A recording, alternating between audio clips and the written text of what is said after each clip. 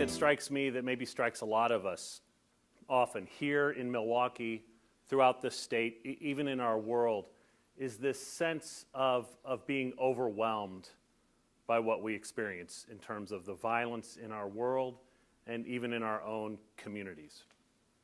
One concern I have is that we can feel powerless given all of that violence. It's often senseless. It strikes us as irrational. We see people who get killed in our streets over a slight or a drug deal gone bad. And then we see things like Brussels and Pakistan on Easter Sunday. And we think, what on earth could people be expecting to accomplish? And that can be overwhelming and paralyzing. But we have to ask ourselves, what is it that each of us can do? Where do we begin? One theme that came up in the play that has resonated with me for a long time is, what is it about our culture, our American culture?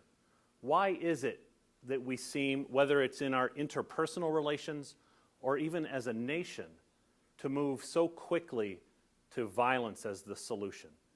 And what message does it send to our culture and to young people in our culture when we do move to violence so quickly? We're at a point now in our nation where there are something like 300 million firearms. There are almost as many guns in America as there are people. Even if we wanted to become a gun-free society, even if there were the political will for that, it's simply not going to happen. So what is it about our culture? What can each of us do to begin to change the culture of our nation so that we are less quick to reach for a gun or reach for another weapon as the solution? I began my career in South Africa, working with anti-apartheid organizations. That is a nation that has seen horrific violence, continues to see violence, but saw violence in many forms as part of the apartheid government. One of the things I take away from my initial time there and from subsequent visits is what Archbishop Tutu refers to as the spirit of Ubuntu. Archbishop Tutu says that Ubuntu essentially means that we are persons through other people, that our humanity is inexorably tied to that of others. For instance, when something bad, something tragic happens, we're all diminished. And when something good happens, we're all elevated. The question I have for us is, how do we begin to take that spirit of truly being connected to each other, and change our culture? It's not the kind of thing that's going to happen overnight. It's the kind of thing that may take a generation, 2 generations. But what can we do to move in that direction? Several Buddhist traditions teach that we have to begin by being kind to ourselves. It's a notion that takes a little while. I'm still working on it, being kind to ourselves. But how many shooters, how many individuals that act violently, how many mass shooters must have been filled with self-hatred before they acted? So how do we begin by being kind to ourselves and in turn being kind to the way we treat each other?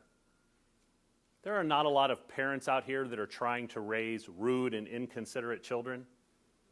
The vast majority of parents are trying to do a great job bringing up compassionate young people. Yet every day, many of us bump into rude, intolerant, and too often violent behavior.